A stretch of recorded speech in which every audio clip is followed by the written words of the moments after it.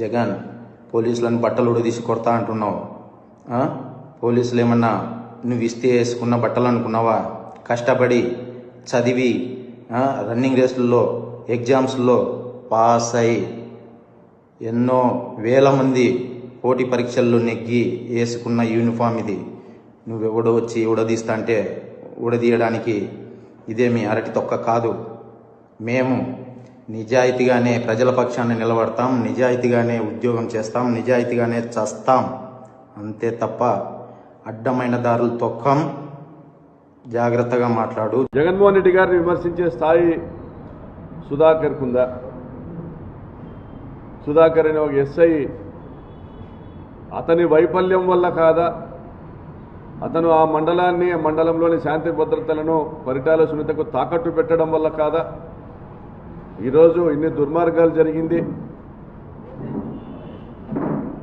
ఇన్ని నేరాలు జరిగింది, ఇన్ని ఘోరాలు జరిగింది? ఈరోజు దాదాపు 1000 మంది పోలీసులు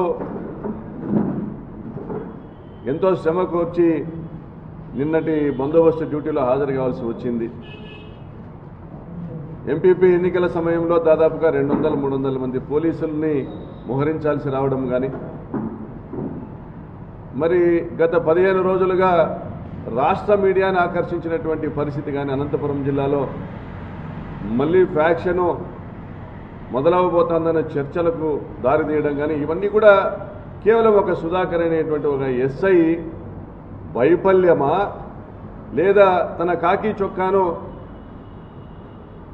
తెలుగుదేశం పార్టీకి తాకట్టు పెట్టడం వలన, తన రాజకీయ ప్రయోజనాల కోసం, తన భవిష్యత్ రాజకీయ ప్రయోజనాల కోసం అతను తన కాకి చొక్కాను, తన యాదవ కులాన్ని కూడా ఉపయోగించుకునేటువంటి ప్రయత్నం చేయడమా? మరి నేరం ఎవరు చేసినా అది నేరం కాదా? రామగిరి మండలంలో మీ వ్యవహార శైలి మొదటి నుంచి వివాదాస్పదం కాదా? వైఎస్ఆర్ కాంగ్రెస్ పార్టీ ప్రజాప్రతినిధులను నేలపైన కూర్చోబెట్టడం తప్పు కాదా? దళితుల్ని కించపరుస్తా నీ స్టేషన్ చుట్టూ తిప్పుకోవడం, వారిని అవమానించడం తప్పు కాదా? మరి తలారి రాజు అనేటువంటి ఒక వ్యక్తి చనిపోతే కొంతమంది అగ్రవర్ణాల వాళ్ళు అతన్ని కింద పడేసి దొమ్మల మీద తొక్కి అతను ఆ రోజు రాత్రే చనిపోతే నీవు మేనేజ్ చేసి కాదా వారి భార్యతో సంతకం పెట్టించుకున్నావు? ఇంటికి వచ్చి భోంచేసి పడుకున్నాడు, తర్వాత నిద్రలో గుండెపోటుతో చనిపోయినాడు అనేసి. మరి ఇలా ఒక హత్యను ఏ విధంగా సాధారణ మరణంగా నువ్వు చిత్రీకరించగలిగావో, నువ్వు అనేక దౌర్జన్యాలు ఈ మండలంలో జరగనిచ్చావో,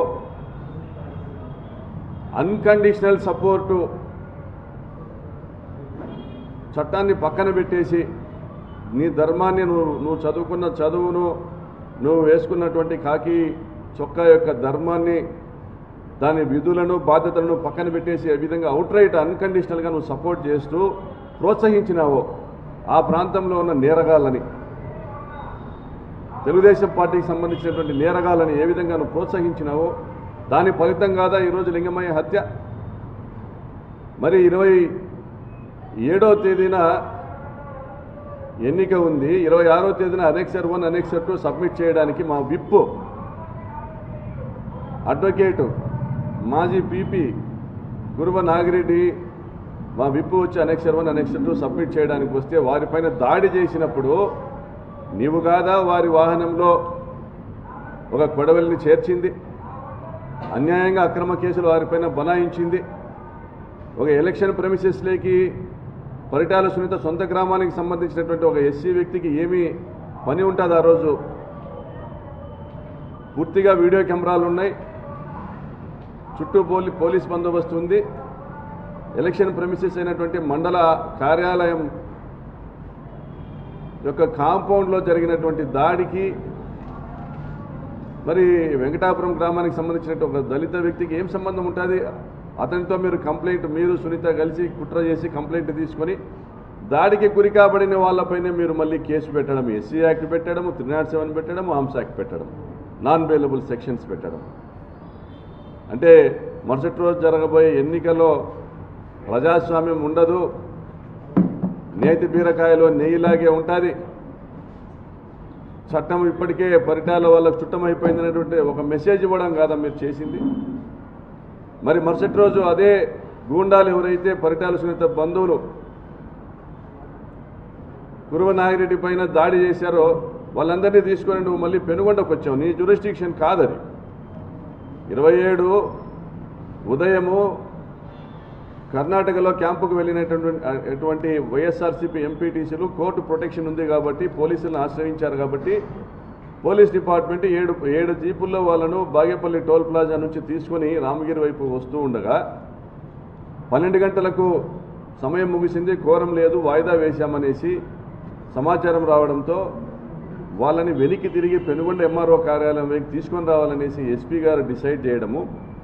అంతలోనే నువ్వు కూడా నీ పరిధి రామగిరి దాటి వచ్చి ఆ పోలీసు జీపుల్లో ఎక్కి భారతి అనే ఒక ఎంపీటీసీని బెదిరించి పరిటాల సునీత శ్రీరామ్తో వీడియో కాల్ మాట్లాడించింది నిజం కాదా? మరి 2 యాదవులు, మేము కూడా ఆదిలక్ష్మి యాదవ్ అనే అమ్మాయికి ఎంపీపీ అభ్యర్థిగా నిర్ణయించినాం.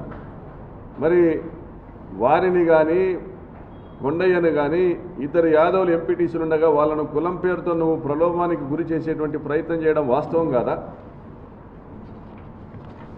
ఇవన్నీ నీ కాకి చొక్కా నేర్పించాయా ఇటువంటి దిగజారుడు విధానాన్ని? పచ్చ చొక్కాకు చట్టాన్ని చుట్టంగా చేయమని చెప్పిందా నీ కాకి చొక్కా? దీనికైనా నీకు కాకి చొక్కా ఇచ్చింది ఈ వ్యవస్థ? బాధితుల పక్షాన నిలబడతావని, అన్యాయానికి గురైన వాళ్ళ తరపున ప్రశ్నిస్తావని, దుర్మార్గుల తాట తీస్తావని కాదా నీకు ఇచ్చింది ఈ కాకి చొక్కా? మరి నీ వ్యక్తిగత స్వార్థం కోసము, నీ లాభాపేక్ష కోసం కాదా రామగిరి మండలంలో శాంతి భద్రతలను తాకట్టు పెట్టింది? మరి ఈరోజు నీ ఒక్కడి వల్ల రాష్ట్రంలోని పోలీసులందరూ తలదించుకునేటువంటి పరిస్థితి తీసుకొచ్చింది నువ్వు కాదా? నువ్వు ఒక్కడు సుధాకర్, నువ్వు ఒక్కడు సరిగా డ్యూటీ చేసింటే ఈరోజు ఆ హత్యకు ముందు జరిగినటువంటి సంఘటనలు కూడా దీనికి కారణం కాదా? 27 రాత్రి పాపిరెడ్డిపల్లి గ్రామంలో జయచంద్రారెడ్డి ఇంటిపైన దాడి చేయలేదా? ఇదే నిందితులు, హత్య కేసు నిందితులు, ఈ నేరస్తులు దాడి చేయలేదా? 28వ తేదీ దాడి చేయలేదా? మరి ఎక్కడ పోయినాయి నీ ధర్మపన్నాలు, నీ ధర్మ సందేశాలు ఎక్కడ పోయినాయి? ఏ మూలం దాక్కున్నాయి నీ ధర్మ సందేశాలు? నీ నిజాయితీ గురించి మాట్లాడేటువంటి మాటలు ఎక్కడ నక్కినాయి? 27వ తేదీ ఇదే పాపిరెడ్డిపల్లిలో దాడి జరిగితే పోలీసులను పంపించావా? పోనీ నువ్వు వెళ్ళావు కదా, నువ్వే కదా ఎస్హెచ్ఓ, వెళ్ళావా? దాడి నిరోధించావా? ఆ దాడిని అడ్డుకున్నటువంటి కురువ లింగమయ్య కుమారులు వారికి టార్గెట్ కాలేదా? అడ్డుకోవాల్సింది మీరు కాదా, పోలీసులు కాదా?